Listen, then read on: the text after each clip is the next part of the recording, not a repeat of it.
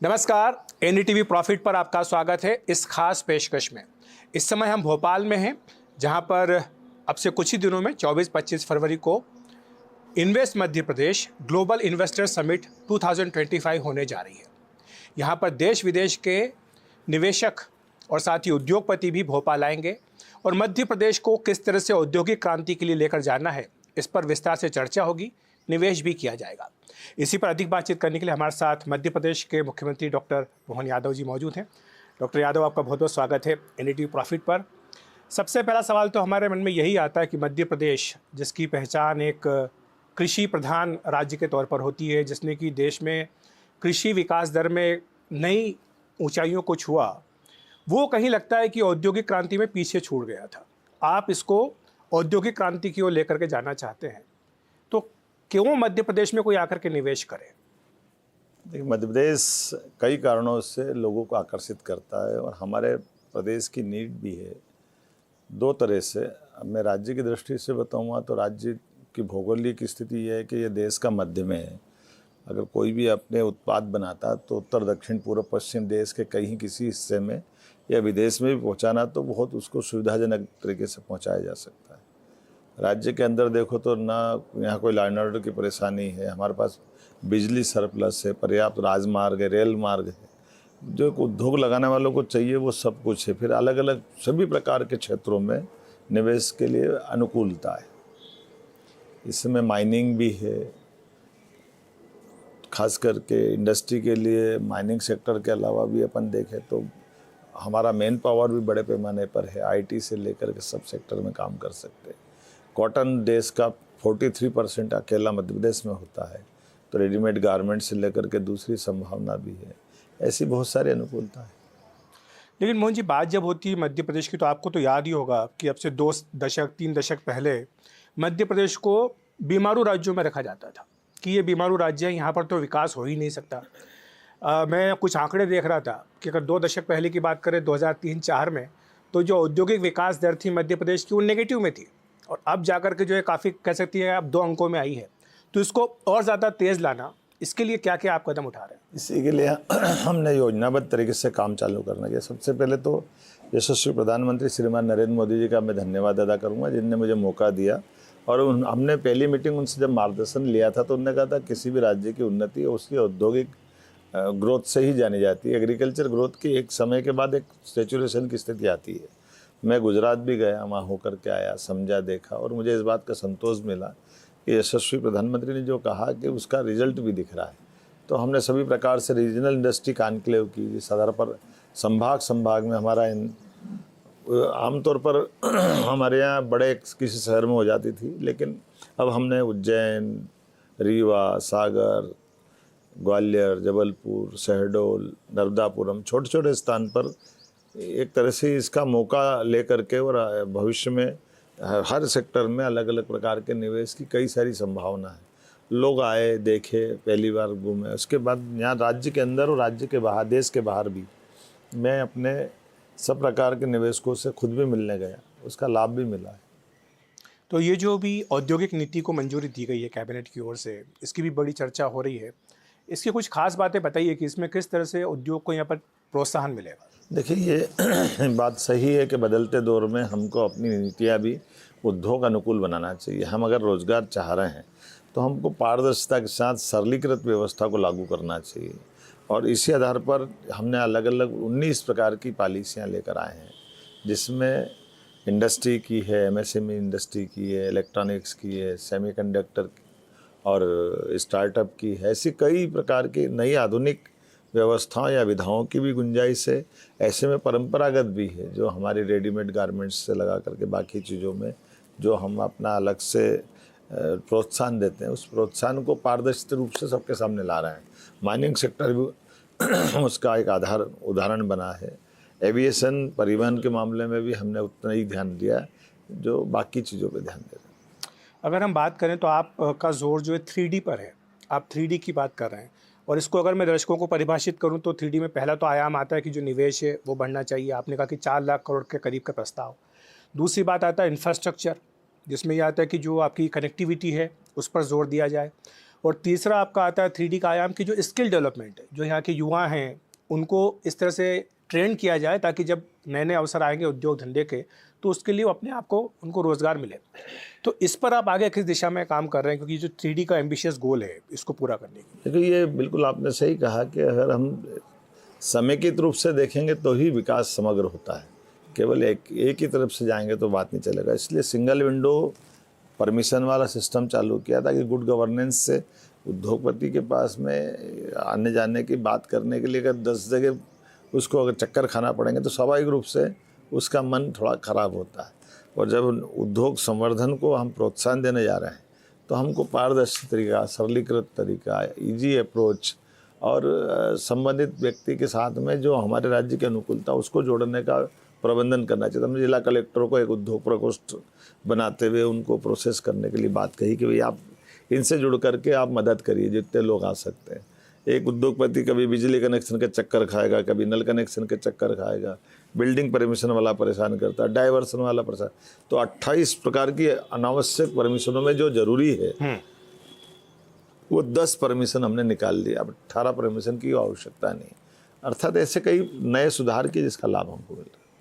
तो इसमें अगर हम इंफ्रास्ट्रक्चर की बात करें तो कैबिनेट में ये भी फैसला किया है कि जो नई एविएशन पॉलिसी आपकी आई है कि इतने किलोमीटर पर एयरपोर्ट, इतने किलोमीटर पर आपकी जो एयर स्ट्रिप और इतने किलोमीटर पर हेलीपैड, इसके बारे में ज़रा बताइए कि ये इसके पीछे की सोच क्या रखी? देखिए, दोनों बातें हैं। मैंने इसको केवल एविएशन या हमने हवाई यातायात का नहीं सोचा, सब सेक्टर में समग्र रूप से मध्य प्रदेश राजस्थान के बाद सेकंड लार्जेस्ट स्टेट है अपनी भौगोलिक सीमाओं के बलबूते पर।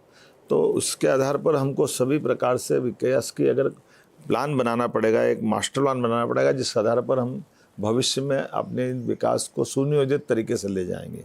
जैसे उदाहरण के लिए हमने कहा कि हमारे पास प्रत्येक 45 किलोमीटर में एवरेज एक हमारी कॉन्स्टेंसी है, तो इस विधानसभा के दरमियान एक कम से कम हेलीपैड पक्का होना चाहिए जहाँ हम अपना हेलीकॉप्टर किसी भी मौसम में उतार सकें। फिर हमने कहा कि भाई लगभग 150 किलोमीटर में एक अपना हवाई अड्डा होना चाहिए। ये एक मोटी आवश्यकता है जिसके आधार पर हम अपने को यातायात के हवाई यातायात की दृष्टि से देखें। आज की स्थिति में मैं आपको बताना चाहूँगा कि 6 एयरपोर्ट तो हमारे यहाँ चल रहे हैं। माननीय मोदी जी से 2 अभी एयरपोर्ट का हम अपना उद्घाटन कराने वाले हैं और 2 बन करके तैयारी की स्थिति में। तो अर्थात एक ही साल में 4 एयरपोर्ट अभी हम लोकार्पित करा रहे हैं। मेडिकल कॉलेज 3 लोकार्पित करा चुके हैं और लगभग एक ही साल में 10 मेडिकल कॉलेज अभी हम तुरंत वापस लोकार्पित करा रहे हैं। तो हमको हर सेक्टर में अपनी प्लानिंग के आधार पर, जब मेडिकल कॉलेज की बात करें तो हमने कहा कि सबसे पहले हमारी 29 लोकसभा है, 29 लोकसभा में कम से कम एक मेडिकल कॉलेज होना चाहिए। आज हर लोकसभा में होना चाहिए। और आज की स्थिति में उस गोल को पूरा कर रहे हैं। अब हम उससे आगे बढ़ रहे हैं कि हमको हर डिस्ट्रिक्ट तक जाना पड़ेगा।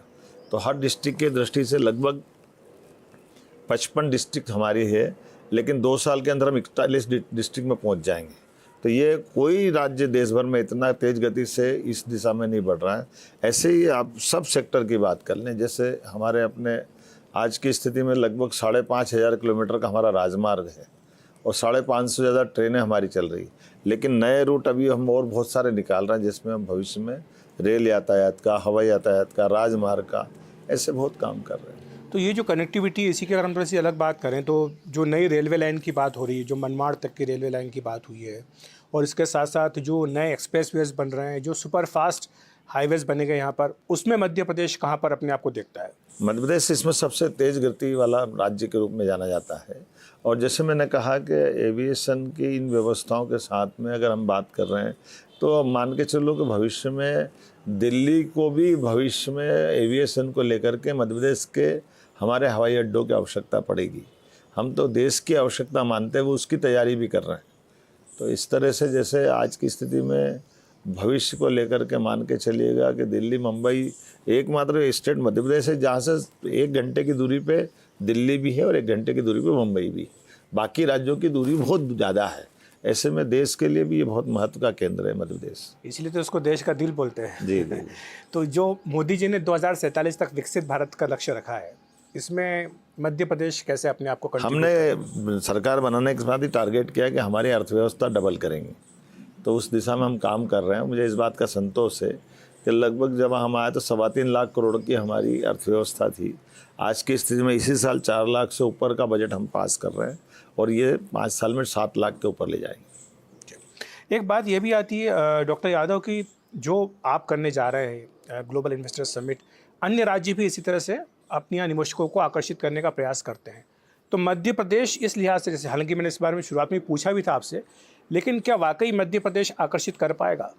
आकर्षित कर पाएगा ये तो आप हमारी रीजनल इंडस्ट्री कॉन्क्लेव के समर्थन से समझ सकेगा। जब हमने रीजनल स्तर पे बात कही तो 4 लाख करोड़ का निवेश तो आ चुका है।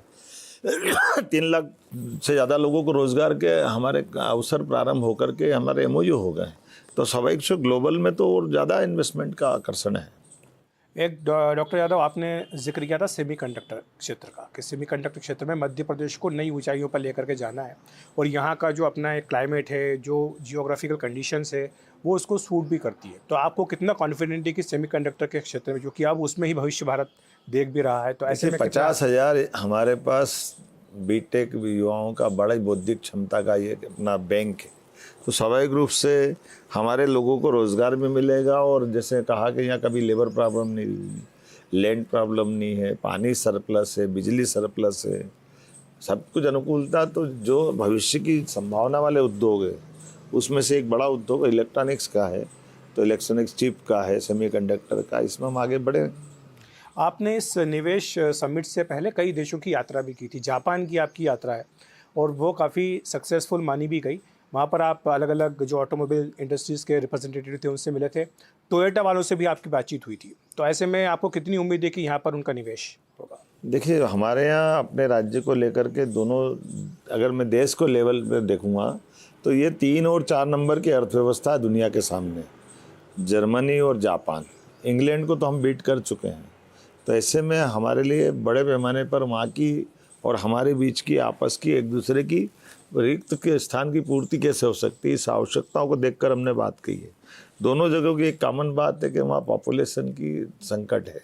जापान की भी आबादी एक तरह से नई आबादी मानना के बराबर है।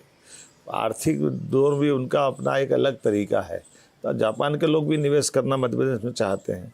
ऐसे ही जर्मनी की स्थिति, जर्मनी में भी वही हाल है।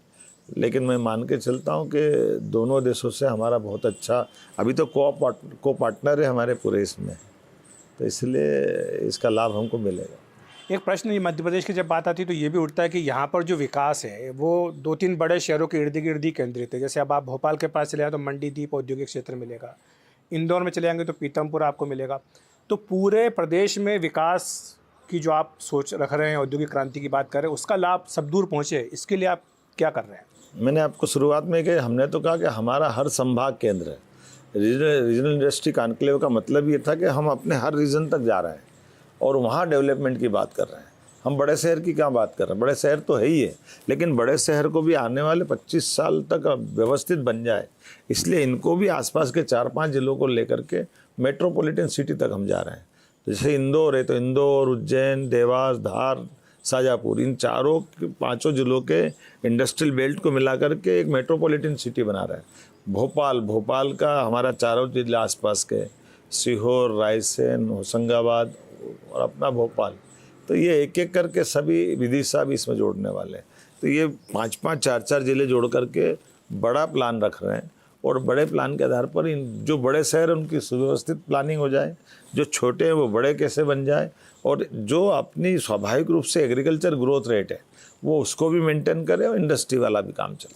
आप बहुत अनुभवी राजनीतिज्ञ हैं, बहुत नज़दीक से आपने मध्य प्रदेश को देखा है, लेकिन आप ये भी देखा होगा आपने कि यहाँ पर जो ये इन्वेस्टर समिट है काफ़ी लंबे समय से चली आ रही है। दिग्विजय सिंह जी के टाइम पे शायद अगर मैं ठीक हूँ तो वहाँ शुरू हुई थी, तो हर साल यहाँ पर होती है।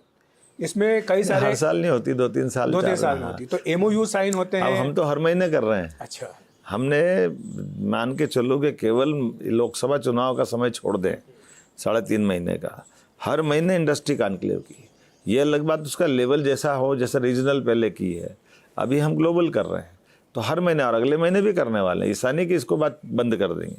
जब आप लगातार निवेश का माहौल बनाओगे तो वातावरण बनता है और उसका लाभ मिलता है। तो सवाल ये था कि इसमें निवेश तो होता है, एमओयू साइन होता है, लेकिन ज़मीन पर कितने उतरते हैं? सारे ही ज़मीन पे उतरते हैं। हमारी कोई इंडस्ट्री का एनक्लेव वगैरह जो भी होती है उसमें हम दिन भर का 10 बजे से लेकर शाम को 7 बजे तक का कार्यक्रम बनाते हैं। उसमें से एक बड़ा कार्यक्रम है पिछले महीने जहाँ जहाँ इंडस्ट्री का एनक्लेव हुई उसके किसी भी एक इंडस्ट्री 2 इंडस्ट्री के पूरे प्रदेश भर के भूमि पूजन, लोकार्पण, इसको भी ऑनलाइन दिखाते हैं, केवल कागज़ पे नहीं रखते। तो वो एक उत्साह का वातावरण बनता है, लोगों को मज़ा आता है, सबके बीच बात आती है। और ये इस महीने नहीं हुआ तो अगले महीने फिर कर रहे हैं।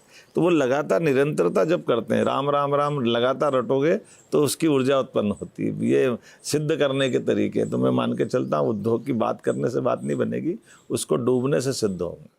तो आपने कहा कि लोगों को इससे मज़ा आता है, लेकिन हम देख रहे थे कमलनाथ जी को इस पर मज़ा नहीं आ रहा है। मुझे पता है कि आप जिक्र करना नहीं चाहते हैं, लेकिन वो कह रहे हैं कि एक समिट तो हो रही है, लेकिन बताएं मुख्यमंत्री जी कि इससे कितने लोगों को वाकई रोज़गार मिलेगा? कमलनाथ जी उनके भतीजे से पूछ लो, वो 4 जगह इन्वेस्टमेंट करने के लिए हमारे से एमओयू कर रहा है। वो राज्य में काम कर रहे हैं। तो कोई भी आए, मैं इसको दलों की सीमा से भी नहीं देखता हूँ, लेकिन उनके छिंदवाड़ा के अंदर डेवलपमेंट देख ली जिस ढंग से हमने काम किया है।